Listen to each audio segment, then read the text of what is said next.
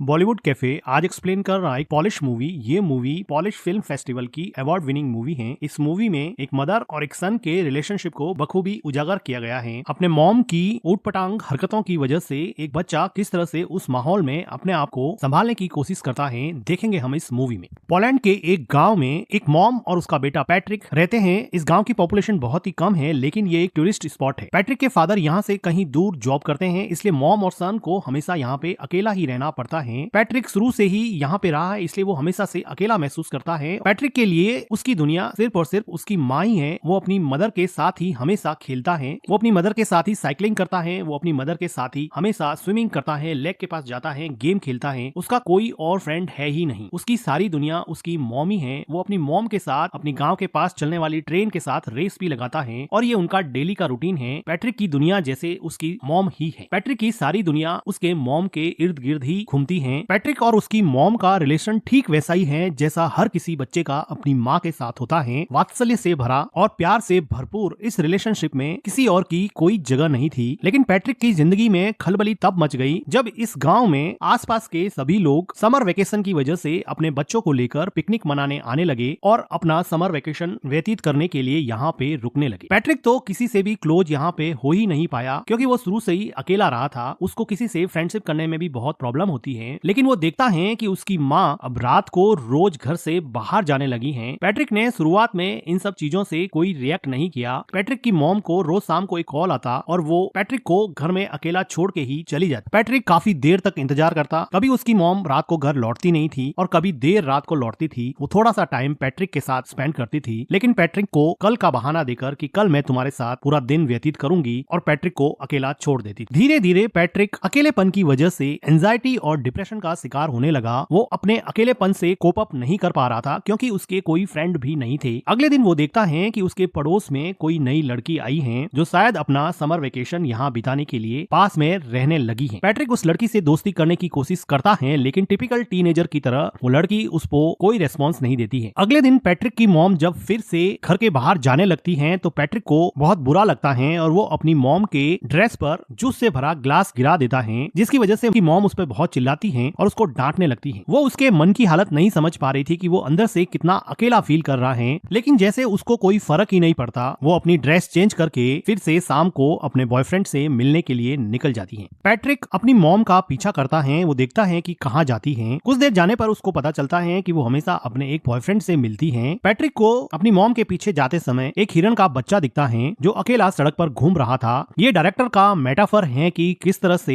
हिरन के बच्चे को भी उसकी माँ ने अकेला छोड़ दिया है और वो इस सुनसान से जंगल में अकेला घूम रहा है, जैसे कि पैट्रिक भी अपनी माँ के बिना इस पूरे गांव में पूरे समर वेकेशन में अकेला पड़ गया है। पैट्रिक को हिरन के बच्चे को देख के जैसे कुछ सांत्वना मिली और वो अगले दिन नए दोस्त बनाने के लिए तैयार हो गया। वो पास में आई लड़की माइका से बात करने लगा और थोड़ी देर एक दूसरे से बात करने के बाद में वो दोनों एक दूसरे के दोस्त बन गए। माइका बताती है कि उसके पेरेंट्स का डिवोर्स हो चुका है। वो खुद भी बहुत अकेला महसूस करती है। अब माइका और पैट्रिक में काफी दोस्ती हो जाती है और अब पैट्रिक वो सारी एक्टिविटीज जो अपनी माँ के साथ किया करता था, साइकिलिंग करना, स्विमिंग करना और लेक के पास बैठ के टाइम स्पेंड करना, ये सारी चीजें अब वो माइका के साथ करने लगा। उसको माइका के साथ अब मजा आने लगा और अब वो अपने लोनलीनेस को और एंजाइटी को थोड़ा कम कर सकता है और अपना पेन माइका के साथ शेयर कर सकता है। उसको अभी अपने मॉम की कमी कम खलने लगी थी। अगले दिन पैट्रिक के घर पे वो लेडी आती है जिसके हस्बैंड के साथ पैट्रिक की मॉम का अफेयर चल रहा होता है। वो पैट्रिक को तो कुछ कह नहीं पाती है और उसकी मॉम उसके घर पे नहीं होती है, तो अकेली बैठ के वो बहुत रोती है। पैट्रिक एक वेल बिहेव बॉय की तरह उसको कुछ खाने को देता है। उसी शाम को पैट्रिक के डैड का कॉल आता है और पैट्रिक की मॉम उसके डैड से बात करते हैं। तो पैट्रिक की मॉम पैट्रिक को कहती है कि तुम अपने डैड को मेरे अफेयर के बारे में कुछ नहीं बताओगे, मैं तुम्हें वार्न करती हूँ। वो उससे कसम लेती है कि तुम अपने डैड को मेरे अफेयर के बारे में कुछ नहीं बताओगे। पैट्रिक कसम देता है कि मैं अपने डैड को आपके अफेयर के बारे में कुछ नहीं बताऊंगा। पैट्रिक को लगा कि ये बात मानने से उसकी मॉम उसके साथ ज्यादा टाइम स्पेंड करेगी, लेकिन उसकी मॉम को कोई फर्क नहीं पड़ने वाला था। पैट्रिक अब इतना परेशान हो चुका था कि वो मेन डोर की कीज भी छुपाने लगा। वो अपनी मॉम को जाने से रोकने लगा, लेकिन उसकी मॉम उसको मार के उससे लड़ झगड़ के भी अपने बॉयफ्रेंड से मिलने जाती थी। पैट्रिक चाहे अकेला बैठ के कितना भी परेशान हो, उसको जैसे कोई फर्क ही नहीं पड़ता। पैट्रिक के लिए अब एकमात्र सहारा उसकी नई नई दोस्त माइका थी, जिसके साथ वो काफी टाइम स्पेंड किया करता था और यहाँ के पिकनिक स्पॉट लेक में स्विम करता और वहाँ पर गेम खेलता। लेकिन उसकी ये खुशी ज्यादा दिन चलने वाली नहीं थी। थी क्योंकि माइका को यहाँ पर एक उनकी उम्र से काफी बड़ा लड़का परेशान कर रहा था। ऐसा लग रहा था कि माइका इस लड़के से बहुत डरती है। पैट्रिक इतना छोटा था कि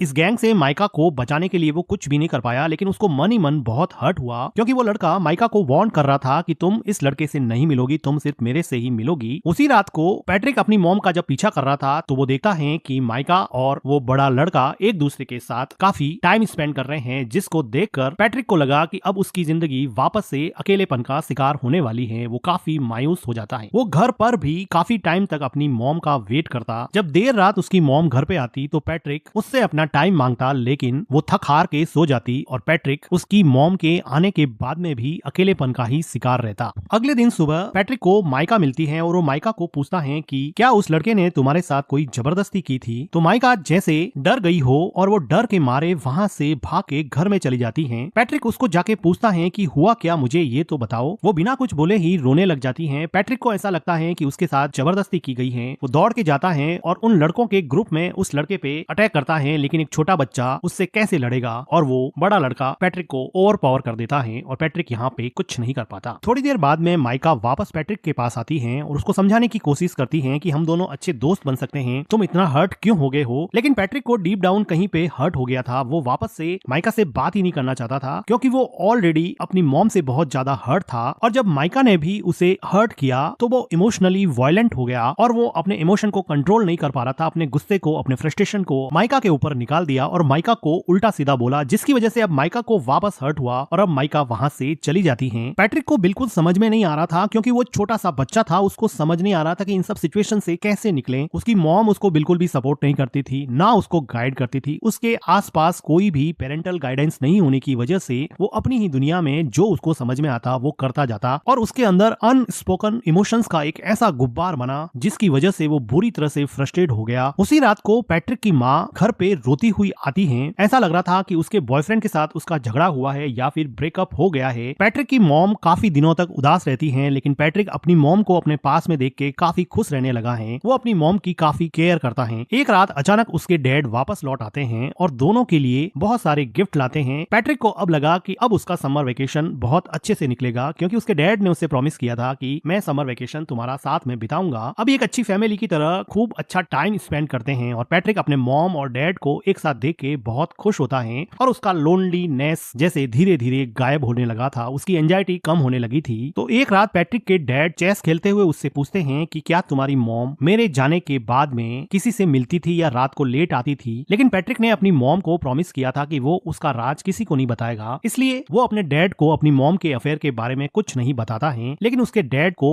इस बात पे डाउट हो जाता है क्योंकि पैट्रिक की मॉम का बिहेवियर काफी चेंज हो गया था। उसी टाइम पे पैट्रिक के घर पे माइका आती है और वो उससे बात करने के लिए कहती है। माइका के कहने पर पैट्रिक उसके साथ साइकिलिंग पे जाता है और लेक में स्विम करने के बाद में माइका उसको बताती है कि अब मेरा समर वेकेशन खत्म होने को है, मैं यहाँ से चली जाऊंगी। माइका को पैट्रिक को हर्ट करने पर काफी दुख लग रहा था, लेकिन पैट्रिक अब इसमें कुछ ज्यादा कर नहीं सकता क्योंकि अगर समर वेकेशन खत्म होगा तो माइका को जाना ही पड़ेगा। वो अपने घर पहुंचता है और वो देखता है कि सीढ़ियों पर वही लेडी जो थोड़े दिन पहले उसके घर आई थी वो सीढ़ियों से नीचे उतर रही है। वो अंदर जाके देख रहा है कि उसके डैड बाथरूम में बैठे बैठे रो रहे हैं। उसको समझ में आ जाता है कि उस लेडी ने उसकी मॉम के अफेयर के बारे में उसके डैड को बता दिया है क्योंकि उस लेडी के हस्बैंड के साथ ही उसकी मॉम का अफेयर चल रहा था। तो इस बात से दुखी होके उसके डैड ने अब ये डिसाइड किया है कि अब वो यहाँ नहीं रहेंगे और वापस जॉब करने चले जाएंगे और शायद कभी वापस नहीं आएंगे। पैट्रिक की मॉम पैट्रिक के डैड को समझाने की कोशिश करती है, लेकिन जब आप रिश्तों की बुनियाद विश्वास को ही हिला देते हैं, ट्रस्ट को ही खत्म कर देते हैं, तो किसी भी इंसान को रोकना लगभग नामुमकिन सा हो जाता है। पैट्रिक के डैड अब यहाँ से चले जाते हैं। समर वेकेशन खत्म हो जाता है। अब पैट्रिक को स्कूल जाना होता है। पैट्रिक की मॉम पैट्रिक को तैयार करके स्कूल छोड़ने जाती हैं। वो दोनों सड़क पर चल रहे हैं, दोनों एक दूसरे से बात भी नहीं कर रहे हैं। पैट्रिक को अपनी मॉम पे बहुत गुस्सा है क्योंकि उसकी मॉम की वजह से उसके डैड उसको छोड़ के चले गए। उसके सेल्फिश बिहेवियर की वजह से वो किसी से घुल मिल नहीं पाया। वो मेंटली इतना ब्लॉक हो गया कि दूसरे बच्चों से बात भी नहीं कर पाता था और ना ही उसको अपनी मॉम का प्यार मिलता। अब वो रेलवे ट्रैक को क्रॉस करने वाले हैं। उसकी मॉम आगे जा रही है, बच्चा पीछे छूट जाता है, जो कि डायरेक्टर का मेटाफर है कि आप अपनी जिंदगी में आगे बढ़ रहे हो और बच्चों को आपने पीछे छोड़ दिया है। और इन दोनों के बीच में न जाने कौन सा